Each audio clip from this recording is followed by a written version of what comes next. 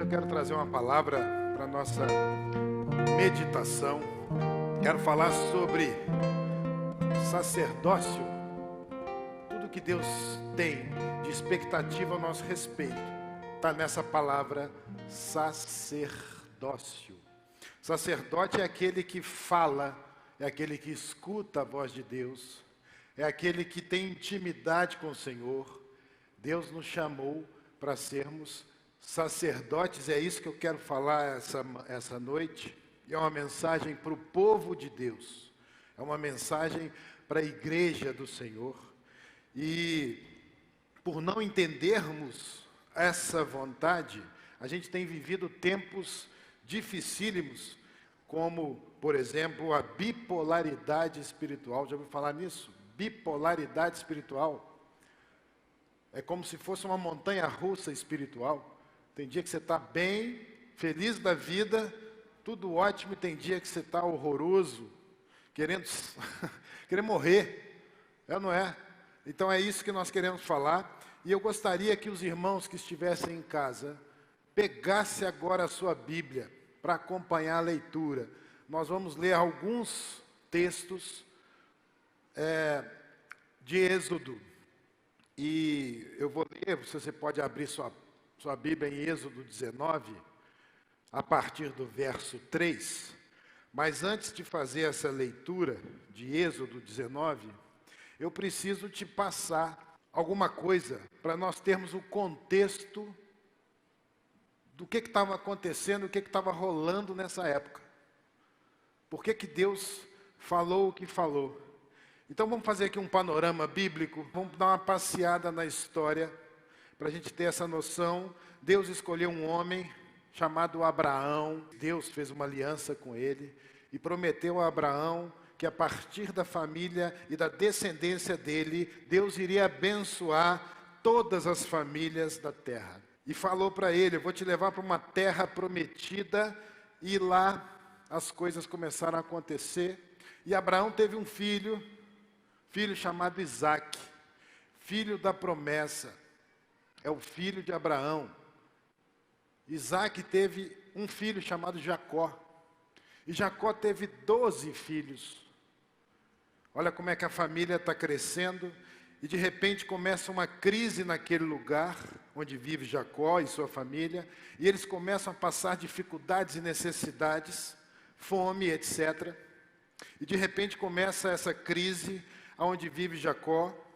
E Deus, através dos planos que só Ele entende, tira um de seus filhos ali daquele lugar e manda para o Egito. O menino foi para o Egito como escravo e terminou sua vida como governador do Egito. A história de José, se você quiser depois ler em casa, eu te aconselho a ler essa história do capítulo 37 de Gênesis. E José, como governador, tem um reencontro com seus irmãos e traz para o Egito seu pai, Jacó.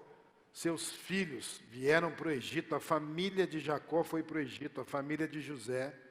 Mas nesse processo de ida para o Egito, Jacó teve um encontro com Deus e Deus mudou o nome dele para Israel. E Israel então vai morar com a sua família lá no Egito. Entenda que inicialmente Israel não era uma nação, era um homem com uma família grande. Essa família começa a crescer e vai crescendo muito. Se tornaram cerca de 2 milhões de pessoas. Você já imaginou ter uma família de 2 milhões de pessoas, pastor? Imagina um Natal, uma família cheia dessa. Eu tenho 8 irmãos e é aquela confusão, Natal, né? Imagina uma família com 2 milhões de pessoas, é muita gente.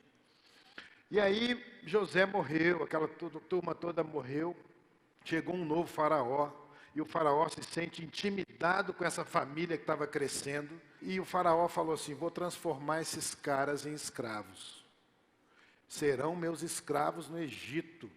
A família de Israel vai ser escrava aqui. E eles ficaram como escravos por 400 anos. No final das contas, eles já estavam orando e pedindo a Deus para que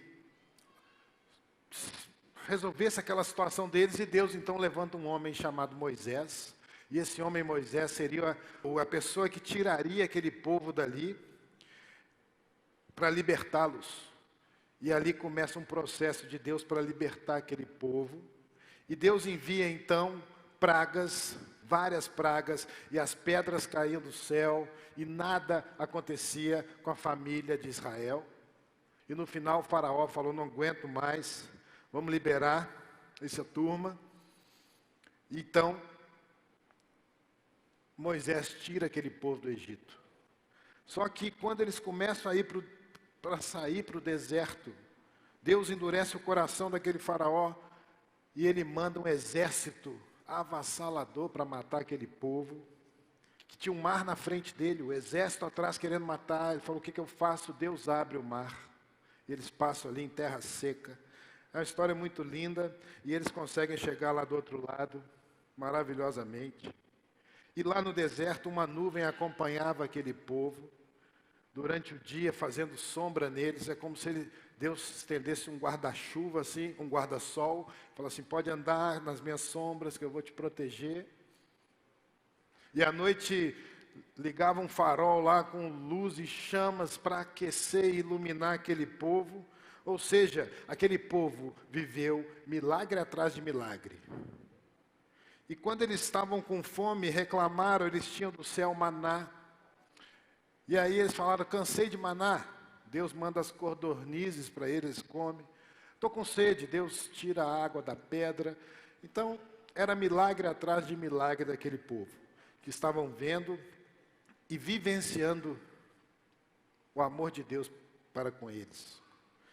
E aqui nesse texto que a gente vai ler agora, eles já estavam no deserto por 3 meses. Deus aparece para Moisés, fala: eu quero fazer uma aliança com esse povo.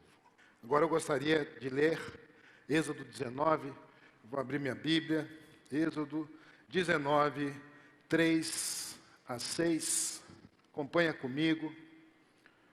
Logo, Moisés subiu ao monte para encontrar-se com Deus.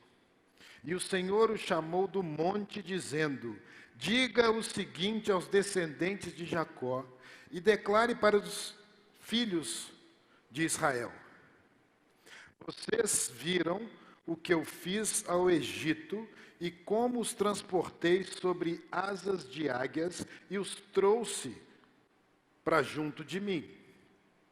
Agora, se me obedecerem fielmente e guardarem a minha aliança, vocês serão o meu tesouro pessoal dentre todas as nações. Embora toda a terra seja minha, vocês serão para mim, presta atenção nisso, um reino de sacerdotes e uma nação santa. Essas são as palavras que você dirá aos israelitas. Deus propõe então uma aliança para esse povo, para que esse povo, ao ouvir a palavra de Deus, ao obedecerem fielmente a Deus, eles seriam como uma propriedade de Deus, um reino de sacerdotes. Agora, muito lindo essa história, e nós estamos falando sobre sacerdócio. Agora, o que é estranho para mim, que quando a gente avança um pouquinho aqui, vamos lá em Êxodo 32, é um negócio muito estranho, e eu quero que você olhe comigo lá também, Êxodo 32, de 1 a 5, olha só o que acontece. O povo, ao ver que Moisés demorava a descer do monte, juntou-se ao redor de Arão e lhes disse: venha, faça para nós deuses que nos conduzam, pois a esse Moisés, o homem que nos tirou do Egito, não sabemos o que lhe aconteceu. Respondeu-lhes Arão: tirem os brincos de ouro de suas mulheres, e os seus filhos e suas filhas tragam-nos a mim. Todos tiraram os seus brincos de ouro e os levaram a Arão. ele os recebeu e os fundiu, transformando tudo num ídolo que modelou com uma ferramenta própria, dando-lhe a forma de um bezerro. Então disseram: eis aí os seus deuses, ó Israel, que tiraram vocês do Egito. Vendo isto, Arão edificou um altar diante do bezerro e anunciou: amanhã haverá uma festa dedicada ao Senhor.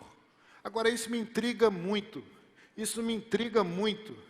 Como é que pode um povo que viu tantas coisas, que vivenciou, que teve experiências maravilhosas, tantos milagres de Deus, e 40 dias que estavam sós, se prostram diante de um bezerro de ouro? Como é que pode esse povo que viu o maná, que viu o mar se abrir, alguém que no capítulo 19 que a gente leu, tinha dito: vamos aceitar essa proposta, estamos firmes com essa aliança, queremos seguir juntos aí, Senhor, fale que o seu povo atende. 40 dias depois, se prostra diante de um bezerro. É estranho. E a pergunta hoje, que talvez não seria como pode esse povo fazer isso, mas como nós podemos fazer isso? Não é esse povo que está se prostrando diante de um bezerro. Somos nós. É essa a pergunta que eu te faço. Como que nós podemos fazer isso? Com tantas maravilhas que Deus tem feito, por que nós vivemos essa montanha russa espiritual? Esse é o tema. Por que tantos altos e baixos, pastor? Por que tantos altos e baixos na sua vida? Existem pessoas que nós nem sabemos a resposta que vai dar. Você chega para a pessoa e fala assim: está tudo bem? Ele fala: está tudo ótimo, maravilha. Estou a 1000 por hora. Deus é bom demais. Eu estou na obra, Deus está comigo. Uma semana depois: e aí, está tudo bem? Não, quero largar a igreja, quero ir embora. Estou chateado. Aí você fala: não é possível, como é que pode um negócio desse? Altos e baixos, né? E uma semana você quer mudar o mundo, e na outra semana, como eu disse lá no início, você quer morrer. Fala: não aguento mais. Você está entregue aos ídolos, né? Provavelmente a gente não se prostra diante de um bezerro de ouro, mas provavelmente nós nos prostramos diante de uma sexualidade ilícita, diante de pornografia, diante de prazeres, diante de preguiça, diante de maledicência.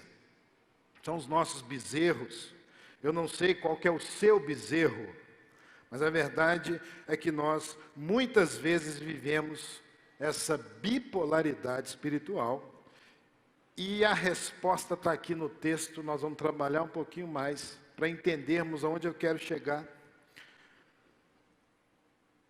Capítulo 19, verso 6, volta lá. Capítulo 19, verso 6, ali nós veremos o seguinte: a proposta de Deus para o povo era: vocês serão para mim um reino de sacerdotes. Ele não disse que seria um reino com sacerdotes. Faz toda a diferença. Presta atenção aí, porque um reino com sacerdotes é um reino que existe sacerdote, mas uma grande gama de pessoas que não são sacerdotes. Mas não é essa a proposta de Deus. Deus está querendo que o reino seja inteiro de sacerdotes. Todos no reino somos sacerdotes. Essa é a vontade de Deus. E é aqui que está o grande pecado. Aqui que está o início dessa transição de bipolaridade espiritual. Interessante que Pedro, na sua carta, reafirma exatamente isso, dizendo que nós somos a geração eleita, nação santa, sacerdócio real. Apocalipse fala isso também. Vós sereis para mim um reino de sacerdotes. Então a Bíblia inteira deseja que nós nos tornemos sacerdotes. Precisamos entender que para Deus não existe um crente de banco, um crente espectador. Ou você está no reino e é um sacerdote, ou você não pertence ao reino. Porque o reino de Deus é de sacerdotes. Tanto que na sequência, se a gente for olhar aqui o Êxodo 19, após o propósito da aliança, Deus fala para Moisés: olha, prepara o povo, porque eu vou fazê-los sacerdotes. Prepara, consagra, porque eu vou falar com esse povo. São todos sacerdotes agora. Os sacerdotes ouvem a voz de Deus. Leva o povo para o pé da montanha que eu vou falar e eles vão me ouvir. Ouvirão a minha voz, porque o sacerdote é esse que tem intimidade, que escuta Deus, que fala com Deus. Essa é a função do sacerdote. Em 3 dias esse povo estava consagrado, vão para o pé da montanha, e a montanha começa a tremer, e fazer barulho, e queimar. Um barulho ensurdecedor de trovões, raios, sons de trombeta. Coisa mais linda.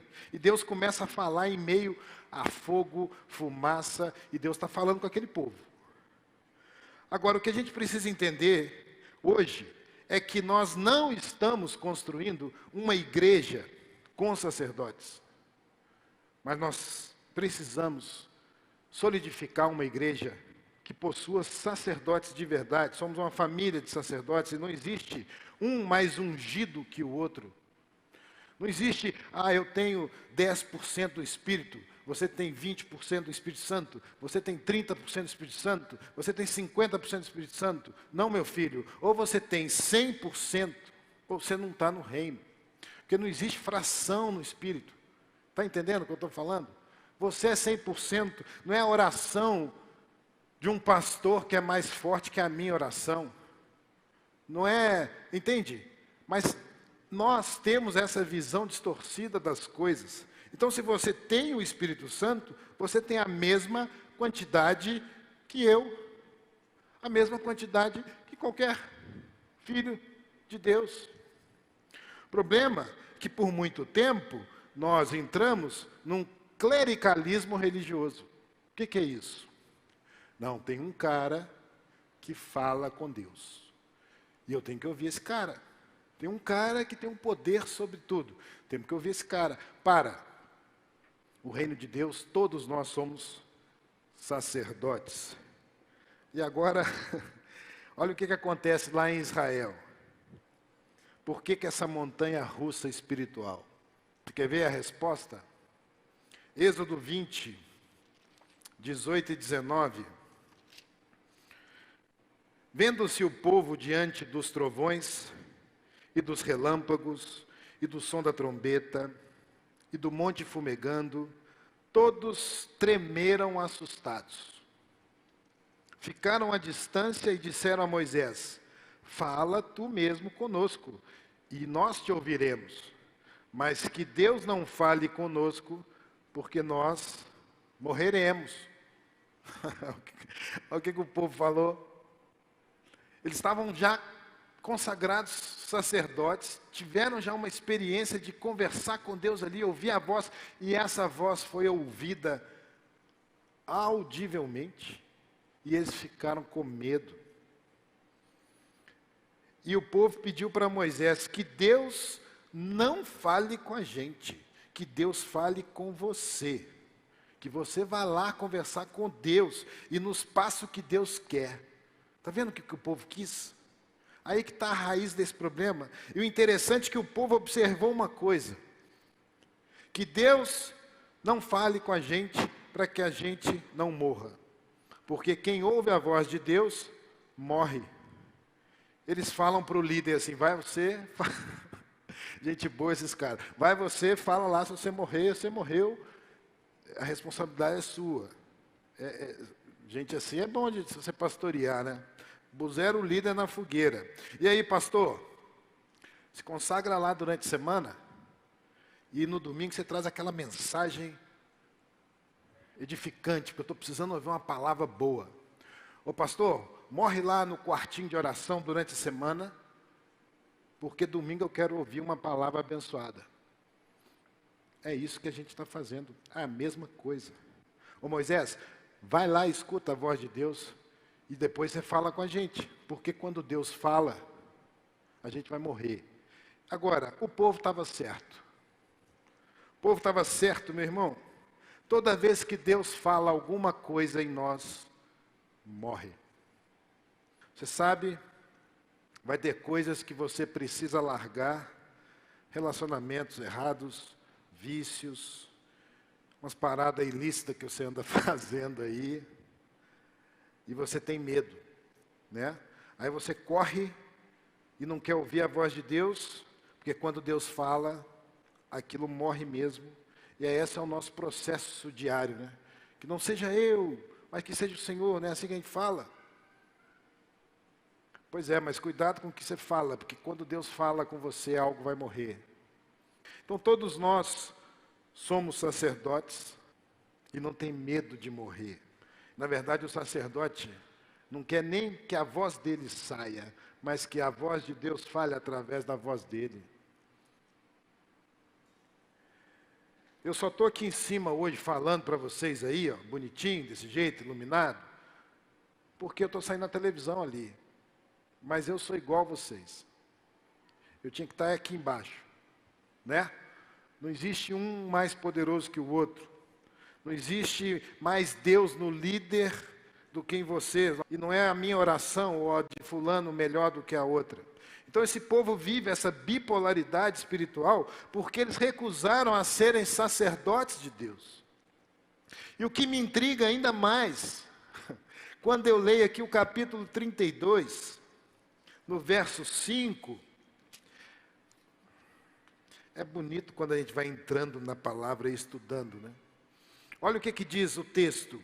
Vendo isso, Arão edificou um altar diante do bezerro e anunciou: amanhã haverá uma festa dedicada ao Senhor. Como assim, gente? Isso me intriga. O cara acabou de fazer um bezerro de ouro para eles se prostrarem, e Arão: amanhã vou dedicar uma festa ao Senhor. Por que ele não fez a festa para o bezerro? Sabe por que eu estava pensando? Porque a gente precisa entender que o bezerro de ouro não foi para substituir Deus.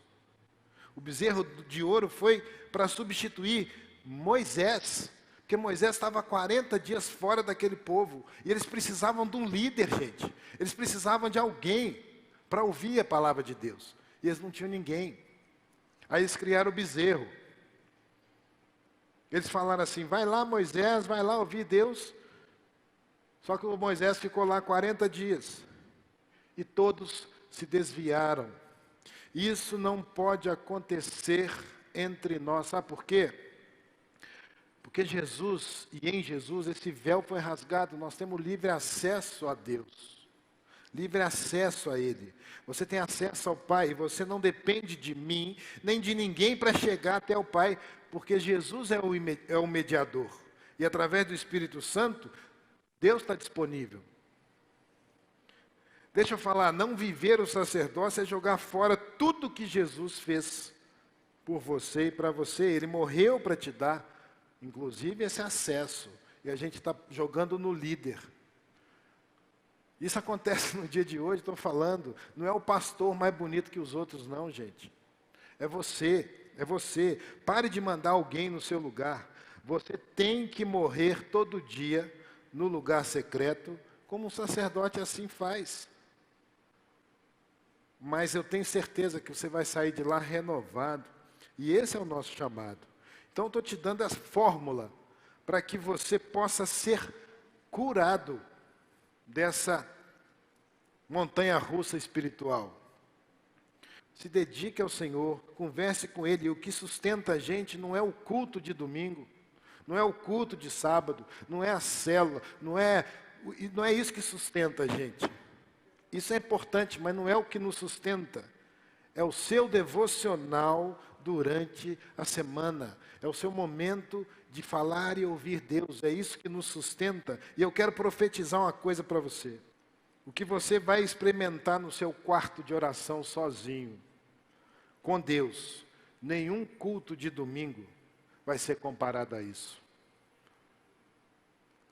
O que você viver sozinho ali, Deus vai falar algo tremendo, você vai chegar aqui com alegria para cultuar o Senhor. Então, em Jesus, para a gente concluir, você é um sacerdote, porque você se tornou filho de Deus. Então, ser sacerdote é uma questão de filiação. Lá no Antigo Testamento, já que o povo vacilou, Deus falou assim, então vamos criar aqui uma família de sacerdotes. Chamou Arão, e a partir de Arão, todos os filhos de Arão se tornaram sacerdotes. Então, para nos tornarmos sacerdotes, é uma questão de filiação. Olha que legal, Jesus veio ao mundo, e a palavra de Deus, a Bíblia diz o seguinte, se confessarmos Jesus com a boca, nos entregarmos a Ele, Ele irá nos salvar, não é?